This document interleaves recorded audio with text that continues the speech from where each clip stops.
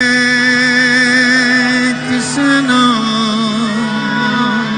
Hare Krishna, Krishna Krishna, Hare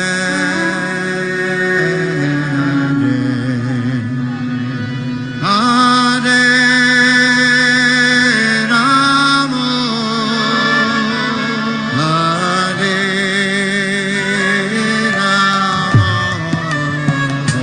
Rama, Rama Hare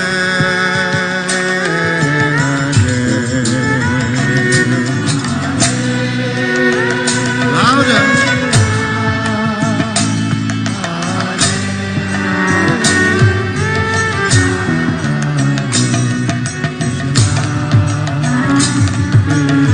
Sing louder.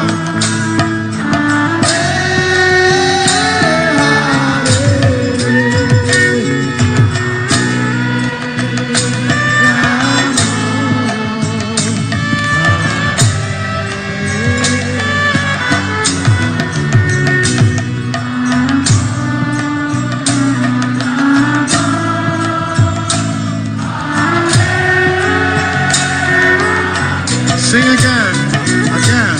Hare Krishna, Hare Krishna, Krishna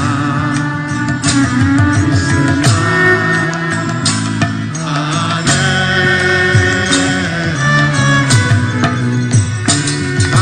Hare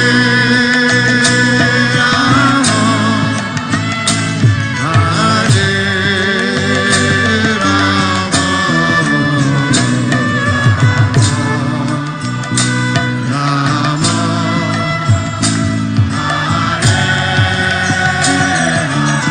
again.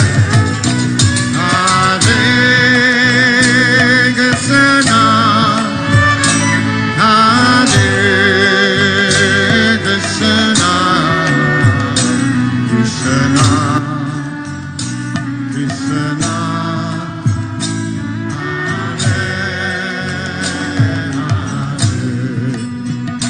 Hare Rama, Hare Rama, Rama Rama, Hare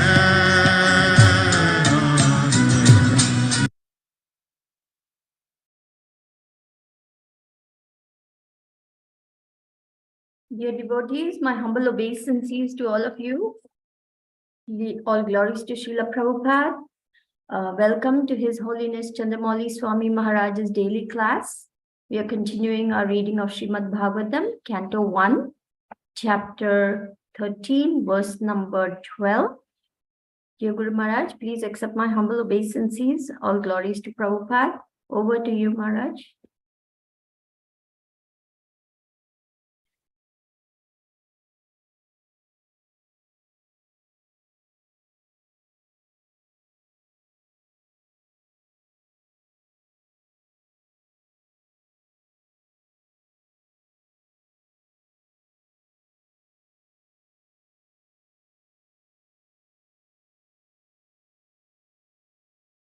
Guru Maharaj, you are on mute, Guru Maharaj. Om Namo Bhagavate Vasudevaya. Om Namo Bhagavate Vasudevaya. Ityukto Dharma Rajena Sarvatat Samavarnayat. Yatanubhutam Kramaso Vinayadu Kulashayam. Translation. Thus being questioned by Maharaj Yudhisthira, Mahatma Vidura gradually described everything he had personally experienced, except news of the annihilation of the Yadu dynasty.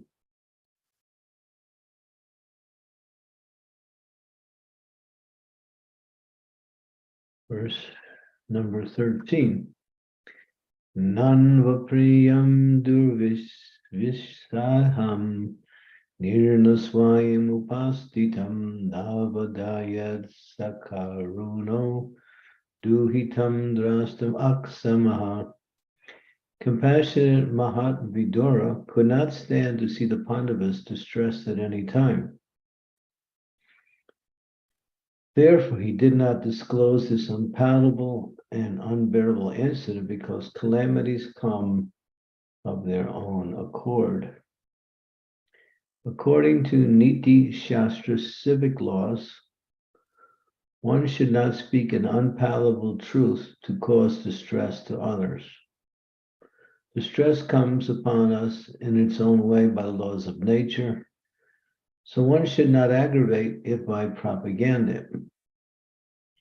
For a compassionate soul like Vidura, especially in his dealings with the Pandavas, it was almost impossible to disclose an unpalatable piece of news like the annihilation of the Yadu dynasty. Therefore, he purposely refrained from it.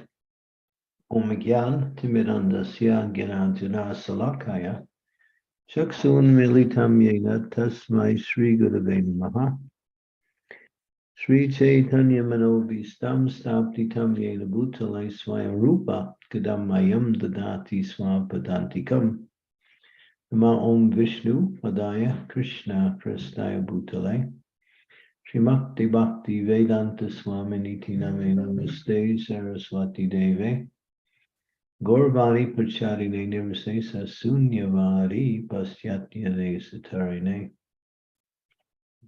Jai Shri Krishna Chaitanya Prabhu Nityananda Sri Advaita Gadadhar Sivasadi Gaur Bhaktivinoda Hare Krishna Krishna Krishna Hare Hare Hare Rama Rama Rama Hare Hare. So here you're being exposed to what is actual human culture. And one of the things that is mentioned here specifically is not to cause distress to others by giving them unpleasant news. We do that all the time. We think because it's news that people have to hear it. And so we don't hesitate to tell someone about something unpleasant or bad that has happened. But the principle here is not to cause unnecessary distress or aggravate people by, as it says here, by propaganda. And the principle is, as it says here, that unbearable incidents because one should not disclose this unpalatable and unbearable incident because calamities come of their own accord. In other words, the bad news will reach the person anyway, somehow. So no sense to aggravate it by propaganda. There used to be somewhat of a policy in ancient times with many of the warrior classes, and that a messenger would come to disclose something unpleasant to his king or the ruling head of the state at the time. And because of his doing that, although he was a messenger, he was also punished for disclosing unpleasant news. So it's just culture. Material in present day society, there's calamities happening at every moment practically. And there's people who find it very enjoyable to speak about these things. In fact, they even go out of their way to inform others about it. And sometimes they even enjoy speaking about it, because there is another element here that's not being mentioned, but it's also true that when bad things happen to other people feel good about it because it makes them feel that they're in a better position or they have not been victimized by such things. it's kind of an envy that manifests in a very roundabout way, that one feels good or feels some kind of satisfaction hearing about other people's miseries. Bhaktivinoda Thakur, he writes about this, or he actually sings about this in one of his songs, Amada Jivan Sadi Pape Rate, Nahi Opule song.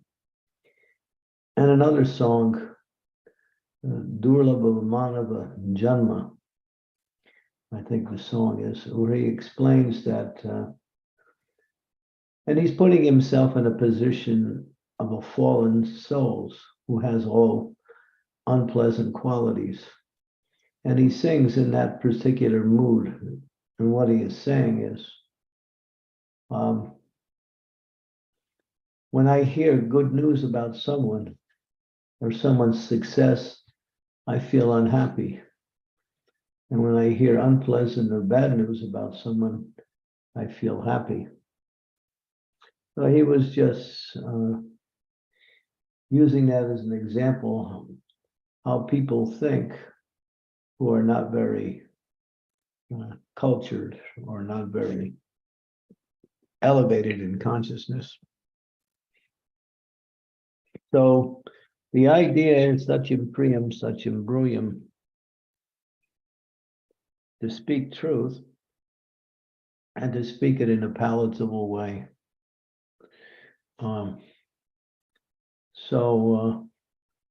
This is culture, this is etiquette, and here it mentions it's called part of civil laws.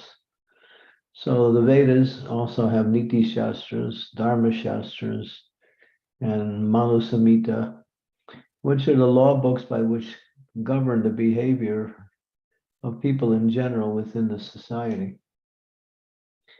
So these are also somewhat important.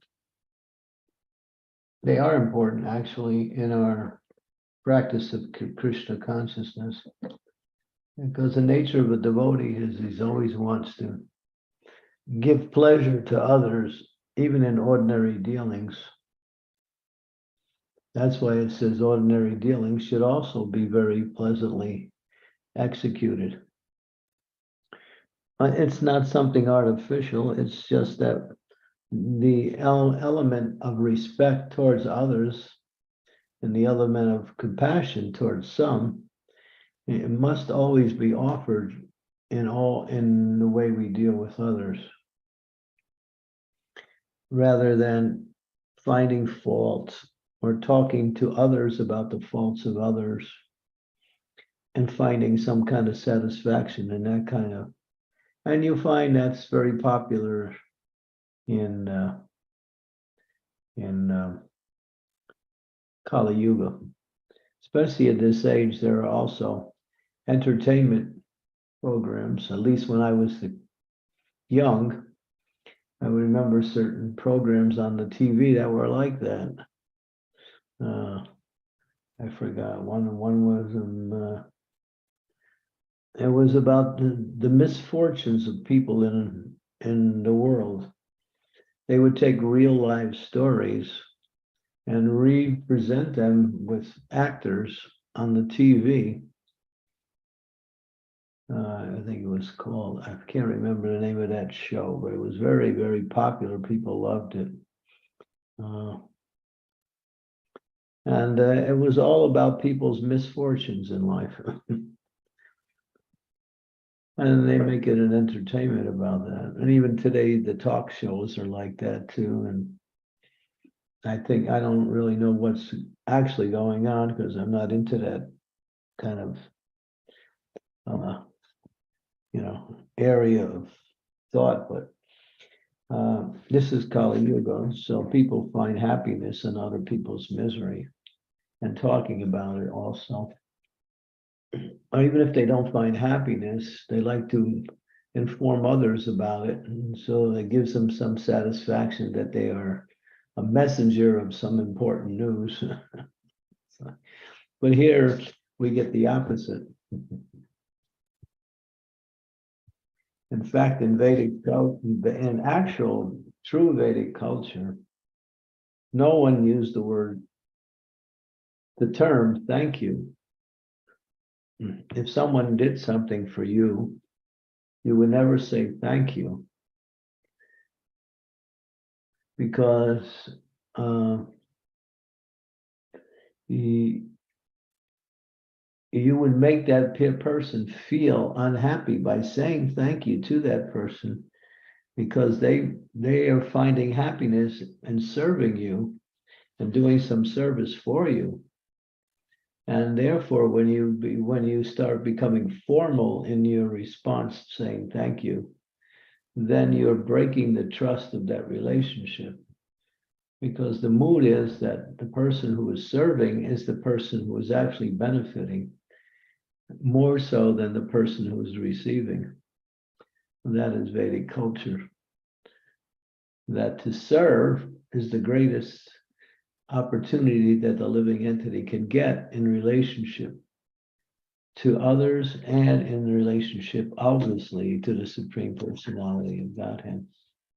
And we see how that's also been twisted around in relationship to God. People don't want to serve God, they want to just ask God for so many things. Or they want God to solve their problems. Now, he is the supreme intelligence, therefore he knows how to solve everyone's problems. So people come to him with their problems. I remember there was one little story, kind of like an antidote, that I heard, which I thought was quite interesting. There was this cleaner in one temple. It was every day his service was to clean the temple and keep everything neat. So, and people would come in every day and offer their respects to the deity and offer some prayers to the deity. And most of the time they were usually asking something from the deity. So this cleaner is an ordinary janitor type person. He was seeing that, and he was becoming curious. What are people asking the Lord, you know? So one day he went in front of the Lord and started praying. Like, dear Lord, you know, every day people are coming in and I can see they're always requesting something from you. Can you, you know, what do you tell them? He asked the Lord, what do you tell them? And the Lord had a somewhat compassionate relationship with this cleaner. He liked him very much. The man was very simple. He said, well, I'll answer your question in a different way. He told him, the man, you can become me for one day. You become the deity. And you can hear what they're asking me. The man thought, oh, I'll become the deity? Wow, yeah, all right. But then the Lord gave a condition. He says, whatever they say, whatever they pray, you don't respond. You just listen, that's all. Do not respond to any of their prayers in any way. So now he becomes a deity for this one day. And there he is. And then the first person that comes in the morning is this very rich man. And he comes before the deity and he's offering so many prayers, he's praying to the Lord. Thank you for giving me so many riches. He has plans for more riches. And so he takes out his wallet and he gives a donation to the deity and the hundi in the front. And then he leaves. And then, but he drops his wallet and doesn't even know it. And the deity is seeing that, and this janitor in the form of the deity, he doesn't say anything.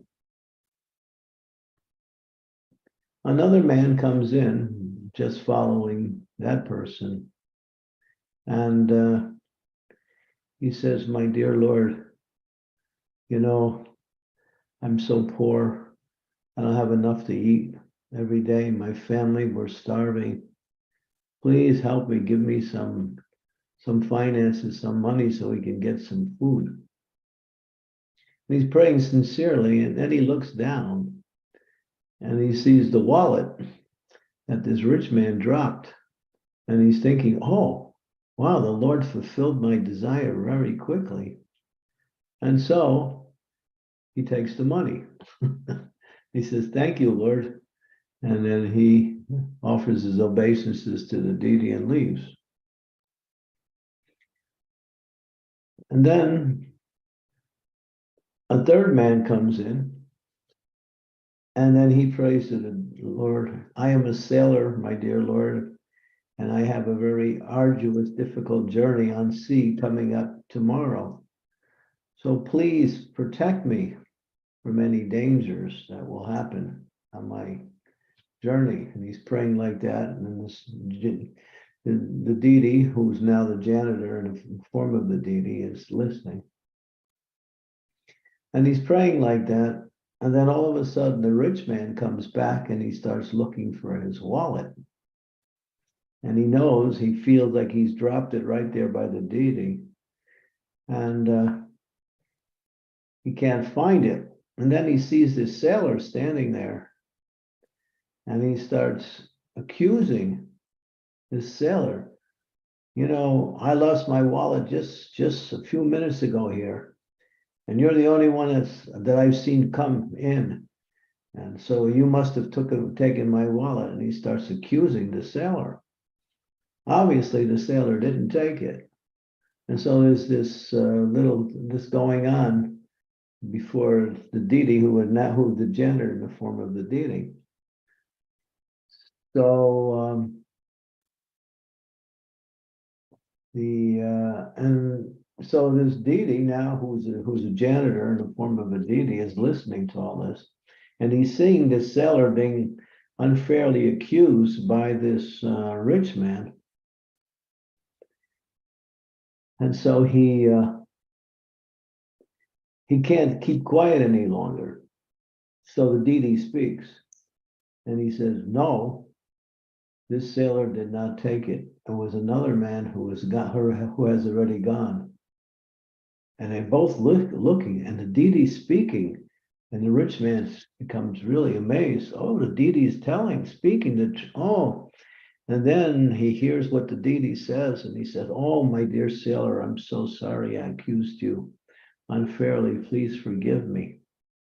And then he leaves. The sailor also thanks the Lord for freeing him from this, and he leaves. And then, so he finishes out the day, and then the Lord comes back to this janitor who was in his form. He said, I told you not to say anything. Why did you speak? And then the Lord revealed, he said, I caused that rich man to lose his wallet because he's always so greedy for money. And I wanted to give that money to this poor man who came and got the money.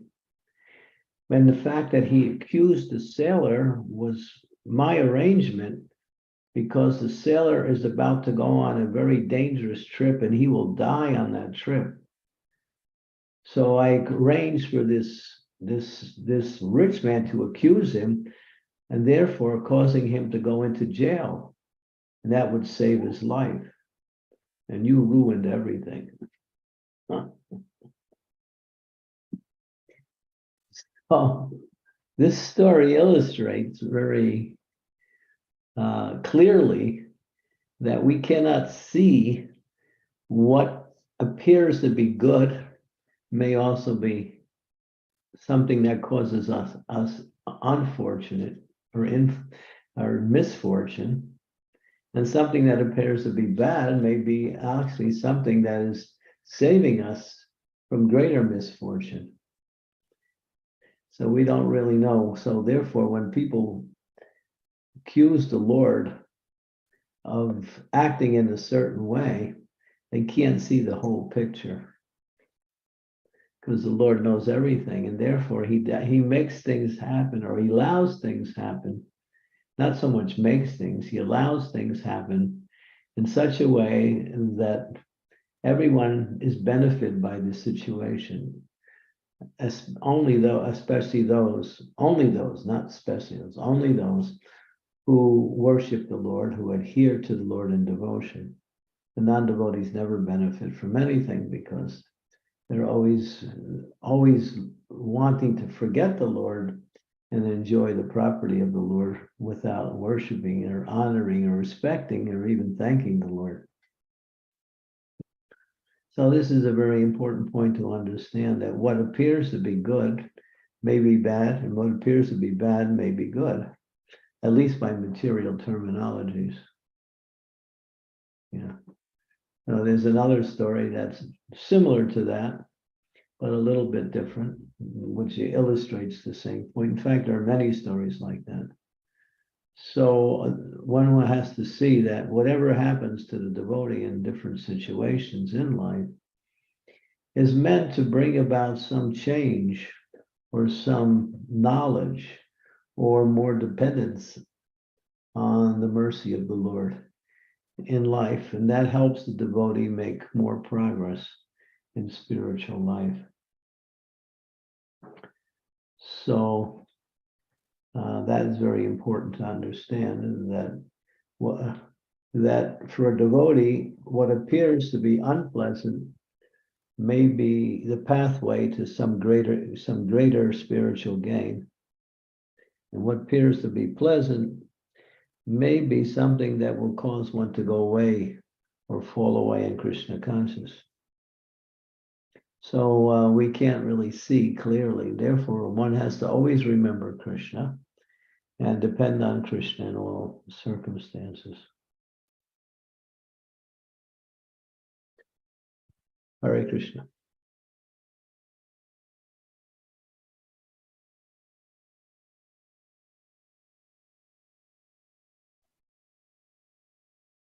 Thank you, Maharaj, for today's class. We will now open up for questions, comments, realizations, sharing. We have Supriya Mataji with a hand raised. Please go ahead, Supriya. Hello, Maharaj. Please accept my humble obeisances. All glories to Srila Prabhupada. Maharaj, in yesterday's class, you said that our body, we use our body as an instrument and it has a limited senses. How do we, and because it is impure, body is impure, we cannot see what is out there, everything. So how do we purify our body? Is it just following all the spiritual processes, only like eating prasadam and doing bhajan, kirtans, and all these things will help? Is that the only thing, or is there some other process? The main thing is Krishna consciousness. Another name for Krishna conscious means expanded consciousness. The more you become Krishna conscious, the more you know everything. That's a fact, because Krishna is everything, and Krishna consciousness means the complete process of knowledge too, along with devotion. So that is the formula. Just increased quality of Krishna consciousness by increasing the quality of your devotional activities. So much increasing the quantity, increasing the quality. Chant better rounds. When chant more also, chant better rounds. Read the scriptures with not only just to read, but to understand and see how it applies to you in your day-to-day life.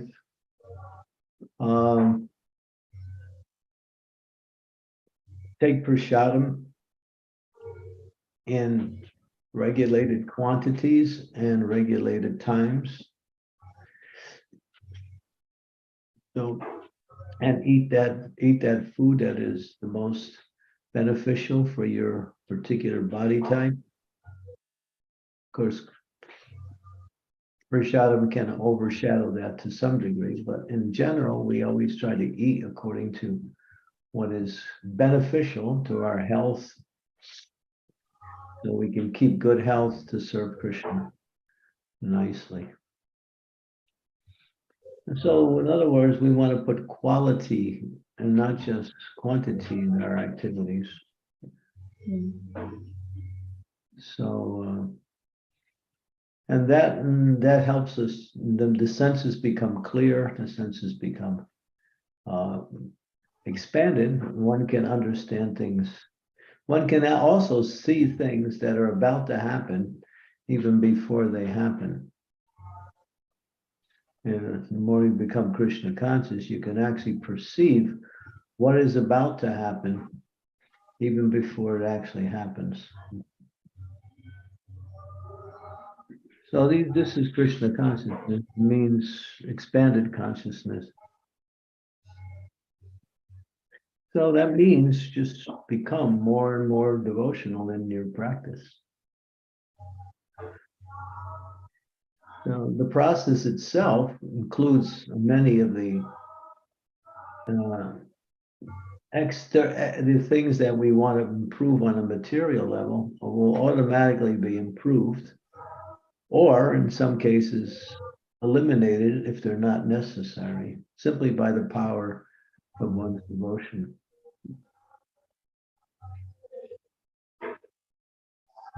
Maharaj, one more question. Yesterday you said that soul is contaminated by our three modes, by this material nature, because of which, and Yeah, if we want, one thing is when I answer a question, to go to the next question before even responding to what I say makes it seem like you're not really interested in the answer that I gave, or you didn't acknowledge what I said, or you didn't understand what I said, either one.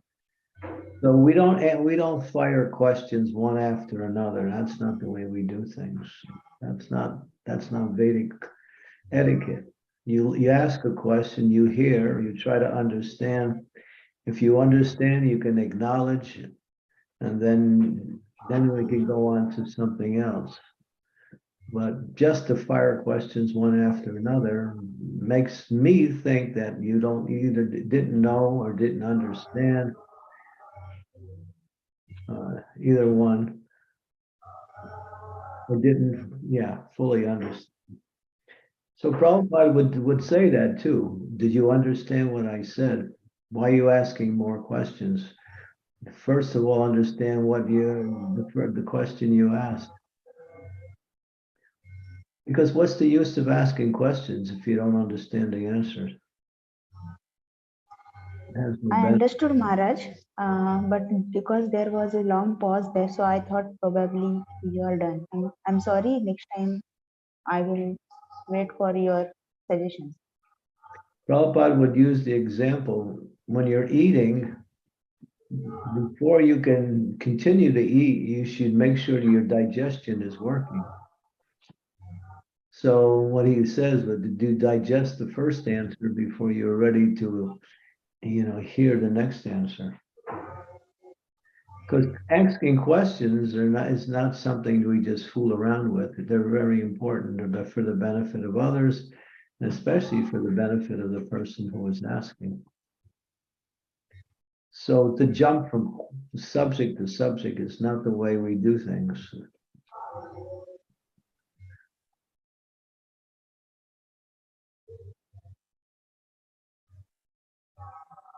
So if you understood the answer, you have to acknowledge in some way that you did or didn't ask further questions based on what I said for more clarification. If everything is completely clear and there's no doubt, then you should acknowledge that and say, yes, I understand, and even repeat some of the things I said to confirm to me that you have understood what I said.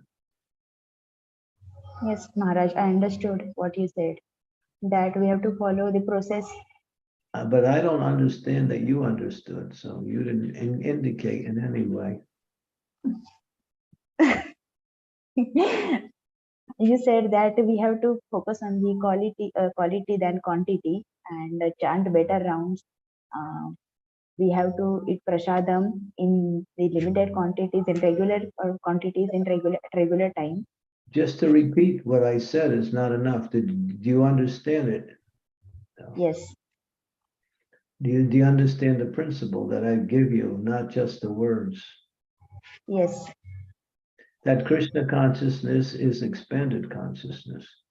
The more you become Krishna conscious, the more your senses become enlightened, sharpened, the more your intelligence becomes expanded, more greater. That's the answer. The answer is everything you're trying to achieve in other areas of life automatically happen simply by the power of your devotional service. That's the essence of the answer. You see, when Prabhupada would be debating with something and they would be going back and forth, they would get into the details of the discussion and not just fire questions back and forth or answers back and forth to each other. It's good to ask the person who's giving the answer about the answer he's giving in relationship to the question you asked.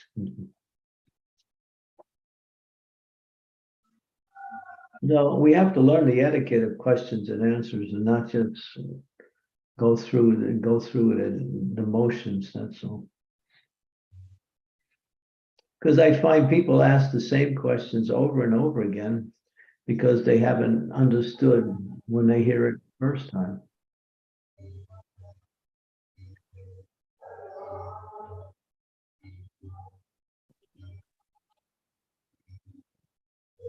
Well, I'm just teaching from the principle of assimilation, how to assimilate and understand the answers. It's just like when you read, you just don't read just to read, you read to understand. So you ask questions, not just to ask questions, but to understand.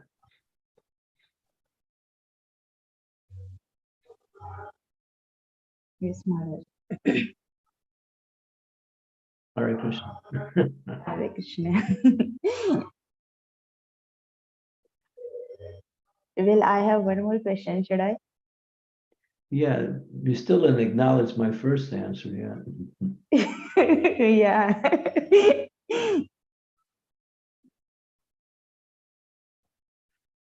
Well, we need to expand our consciousness once it becomes Krishna consciousness by doing all Krishna activities, like doing better japa, eating Krishna prasadam. Then naturally our senses will purify and we will be able to see things we will not, I mean, what the others cannot even see.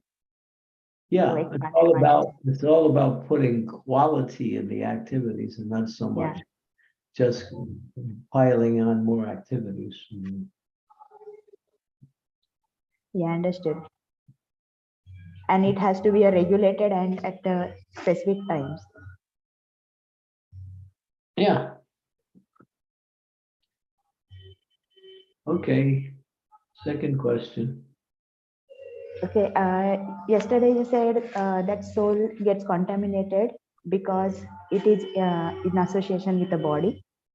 And only way to, I mean, we have to make a progress towards the spiritual thing, like make more and more spiritual. But when suppose a person is in lower modes, like in the Rajogun or Tamogun, I mean, passion and ignorance, mode of passion and ignorance, then his natural inclination is to desire for the things which are related to passion and ignorance. That's why Lord says that Maya Prakriten, mean everything is driven by the material nature, and very few people have this consciousness that we should go ahead and take a spiritual activity. That only happens once they have come into the mode of goodness. So how do we desire the things which are spiritual, of a spiritual nature, for the people who are in the lower mode, unless they are being guided by spiritual master exclusively? Even after that also, they find it very difficult to follow all these things. Yeah, but that's due to their conditioning, that's all. Therefore, to bring a person forward, it's not just you just speak something and you expect something to change. Process of Krishna consciousness is a gradual process of purifying, and depends on if they're eager, the purification is direct and somewhat fast. If they're not so eager, then it's slow, or not at all, even sometimes. So that's preaching. You have to understand how to reach people, or at least inspire them to make some effort to come forward. That's up to you to inspire them.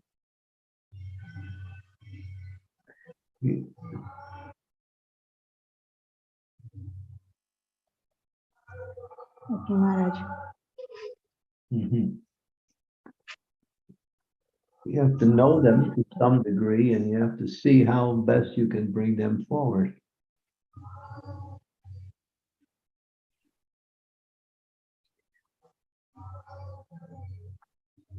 But you still agree, right, that we need some external person to help these kind of people?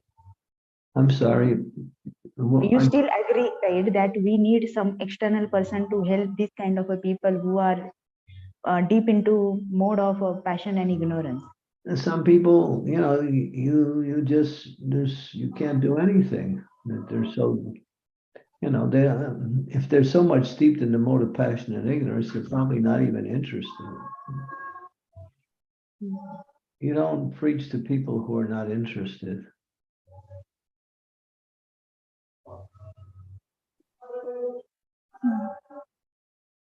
Thank you, Maharaj. Krishna. Hare Krishna. Thank you, Maharaj. We don't have any questions from anyone else at the moment.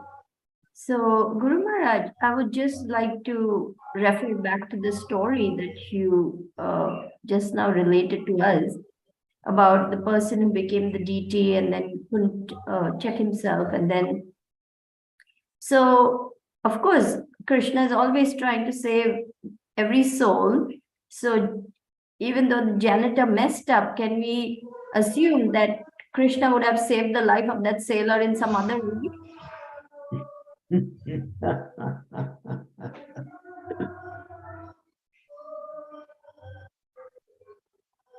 Try to understand the point of the story. That's the important part. Okay. Everything else is just incidental. What Krishna does, we don't know. Or what he doesn't do, we don't know. The point of the story has a particular message. That's what we're interested in.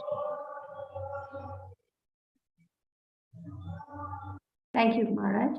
We now have a couple of questions on the chat. One is by Janava. She's asking on behalf of a friend. She would like to also express her gratitude. She says she prays and thanks Prabhupada every day for having the rare opportunity to be in contact with devotees. But she's asking this for a friend. Which one is more merciful, Shiksha or Diksha Guru? Thank you. It depends on the person. It's not a categorical thing. You can't say one is more merciful than the other. They're equal. But the person is the person who's showing the mercy to whatever degree they want to show that mercy. It's the person, it's not the category.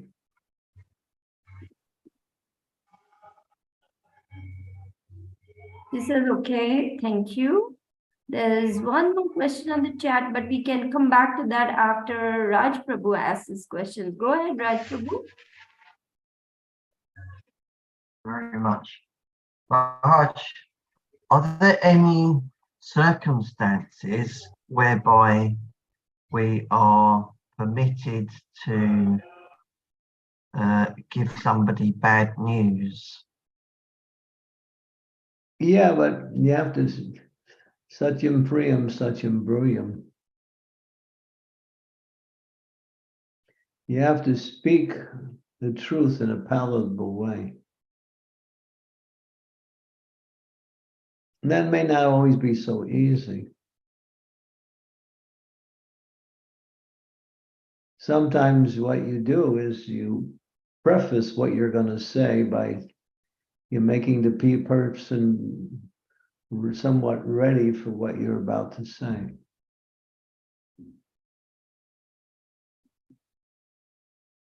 That has happened to me where people have wanted to tell me about someone.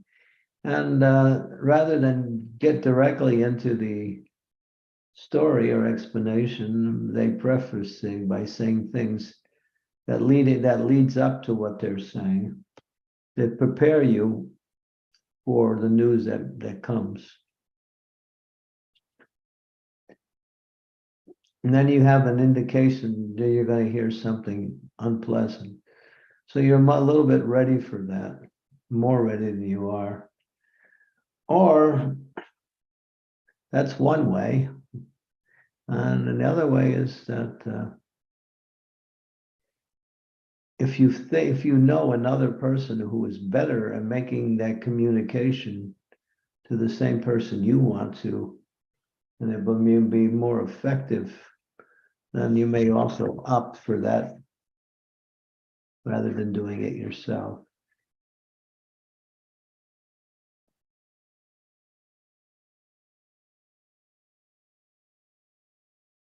Now you just have to somehow or other be a little bit sensitive to how the person may feel or react to what you're about to say.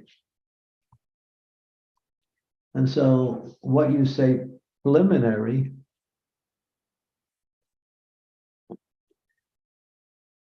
may help. Probably will help.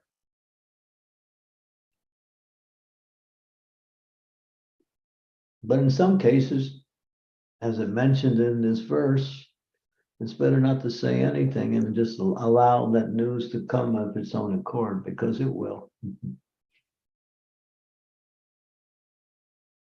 Or there's another aspect to it.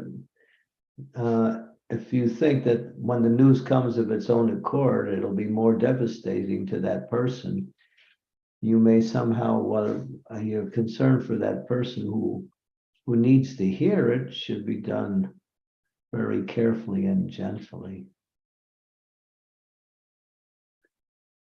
I mean, one of the difficult things that the governments have to do is that when their soldiers, they go to war, and then that soldier gets killed, they have to inform the family in some way about the death of their father, the death of their son.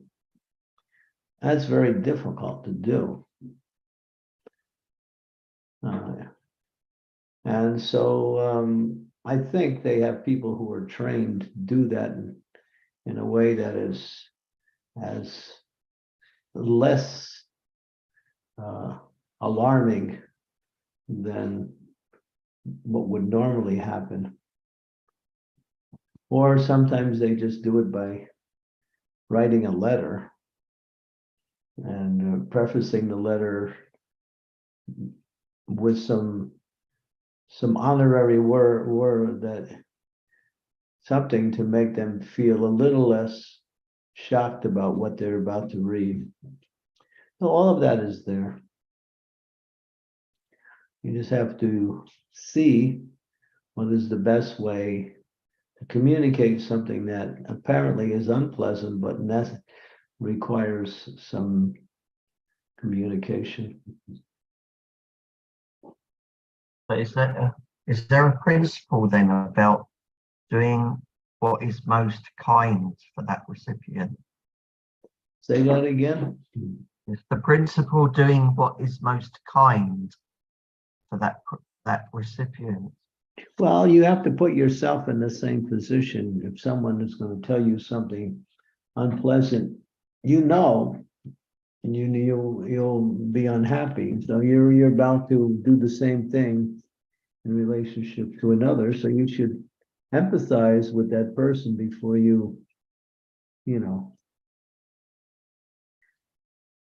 before you actually proceed. There has to be some empathy there.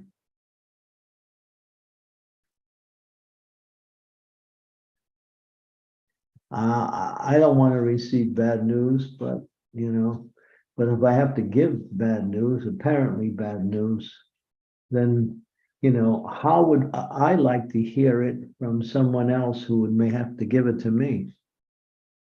Put yourself in the position, at least in your mind, of the person who's going to receive it, how you would respond or feel by hearing it. And that helps you to deliver it in a more compassionate and a more caring way.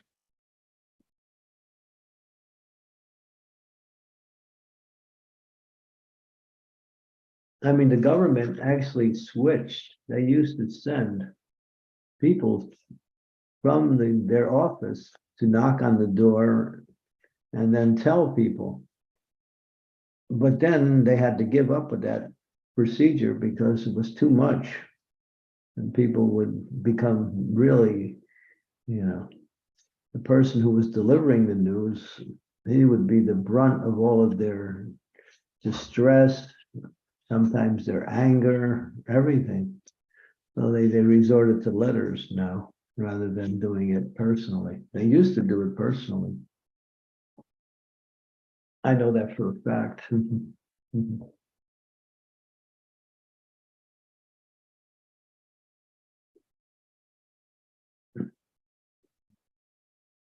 I get based on thought. Satyam Priyam, Satyam Bruyam.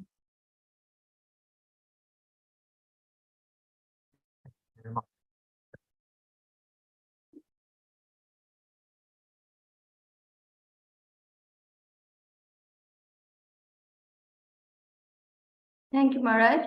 We have a comment by Narsinga Leela Mataji. She says that she is definitely affected by the consciousness of the person she is with. She says that good association is very essential. Just a few minutes with someone who is full of material desires will affect my mind, and vice versa. A moment with a pure person immediately changes my consciousness, and I start experiencing the mood of that person. It really uplifts our devotional practice. Yeah, I have many experiences with the Sringa Leela, and I know she is very perceptive on very much affected by the associations she's with, either positive or negative. That I know that for sure. And some people are more or less in that category. So yeah, we also have to also understand that person too.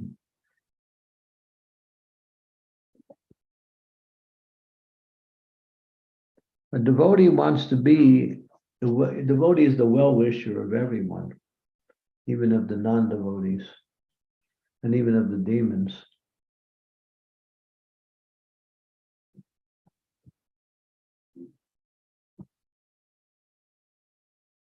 This is such a sensitive, this is such a intense topic, Maharaj, that we are exploring right now, of delivering maybe bad news or delivering news that is unpalatable, especially in a managerial position or a leadership position, or a position where you have to tell a junior person that they're not doing so good at their job, or they're not doing, their service nicely, and how to deliver that message in such a way that they're actually motivated to do better, but also at the same time, the message comes through clearly. It's quite a challenging seva to do this kind of correctional service.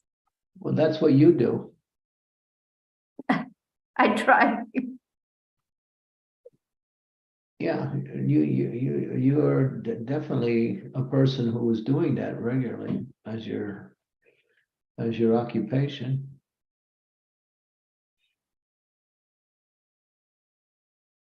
So you've probably had so many experiences.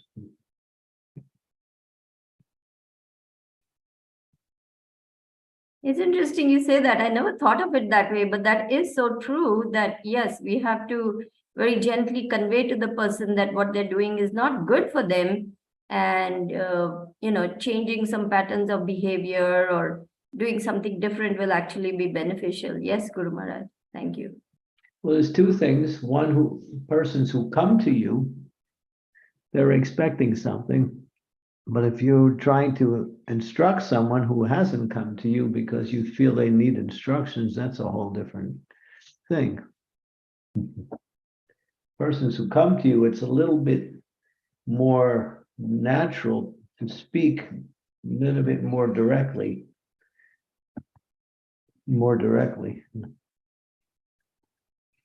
Because they're asking for some advice, they're asking for some assistance. Yes, Maharaj. Still, you have to be sensitive. And Yes. Right. So this word Niti Shastra, which is there, is this part of all the different branches of knowledge that Chanakya Pandit was talking about, of Artha Shastra and so many different branches of management that Chanakya Pandit talked about? Does Yeah. this? Oh, okay. Okay. That's Thank you. Niti Shastra, yeah.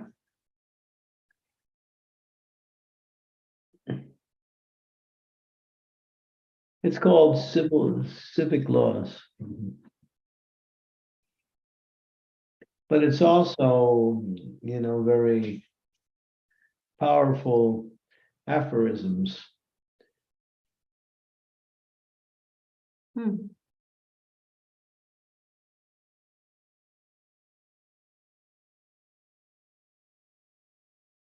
Yes, Maharaj. Sukhava Mataji would like to offer a comment. She offers her respects to you, Maharaj, and she says, this is something I used to find very hard to say. We were given training for the same, which helped, and it is so good to know that our Shastras covers everything. Thank you. Yeah. The Vedas are exclusive. They cover everything. Spiritual, material, everything.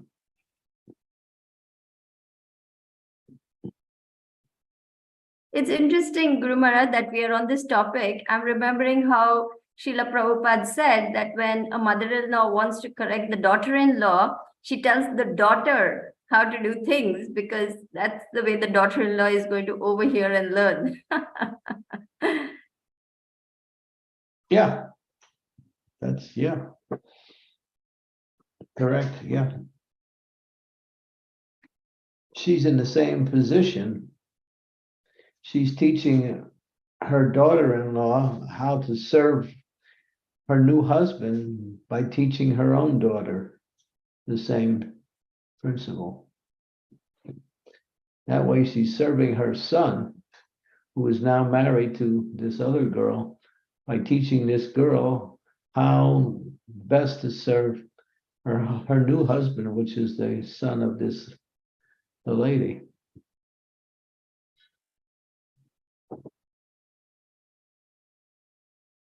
Because she knows her son.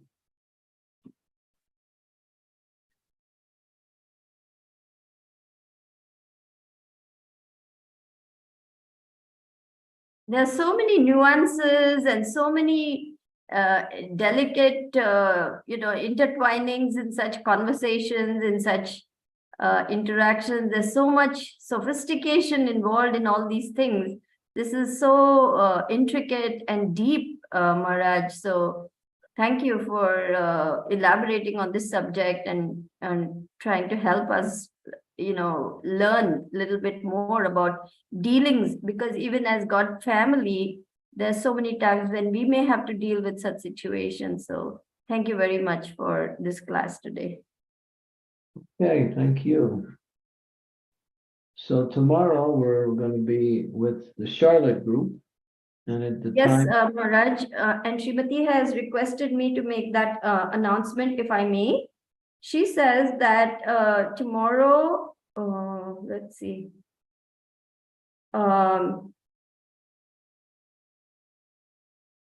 Thursday, August 3rd class with Bhakti Sangha Charlotte devotees.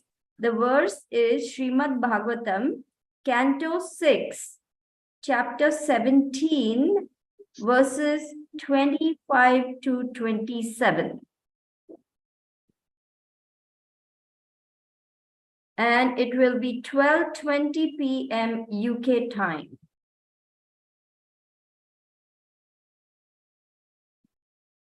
So that's for tomorrow, dear devotees.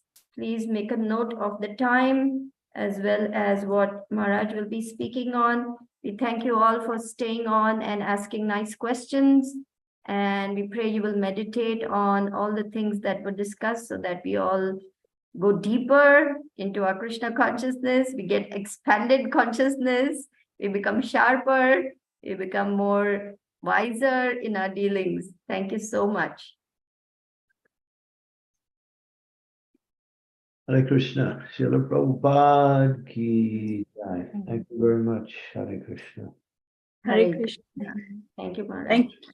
Thank you, Guru Maharaj. Hare Krishna. Haribol. Thank you, Mataji. Hare Krishna, Maharaj. Hare Krishna. So, dear God family, I have an apology to make. Srimati switched her hosting with me today. And though I did know about it, it slipped my mind because I'm so used to Saturdays. So I humbly apologize for putting everyone into anxiety and beginning the call late. But thankfully, all went well and you all were kind and tolerant with me. I'm so grateful for that. Please forgive me and please pray for me to do better. You are good. You took up the last minute service, Mataji, and did well. Thank you. Thank you for doing it. Hare Krishna. Is No, it wasn't last minute. She did inform me, but I tuned out. I spaced out and I forgot about it.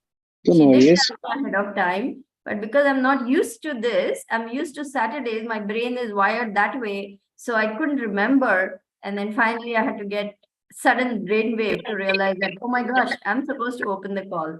So I'm very sorry. All of you must have been trying desperately to get in and nothing was happening. I'm really sorry for the anxiety. Please forgive me. You were in time, Mataji. Don't worry. Okay. You're kind enough to say that. Anyway, so thank you very much. Hare Krishna. Hare Krishna.